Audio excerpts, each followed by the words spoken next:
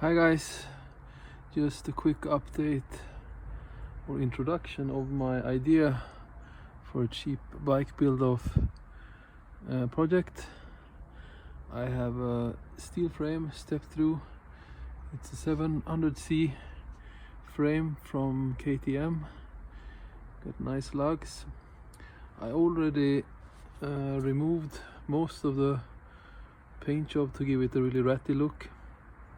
And my idea now is to put again 26er rear tire, rear wheel with a 700C up front, mountain bike tires, so I might have to do some work on the frame.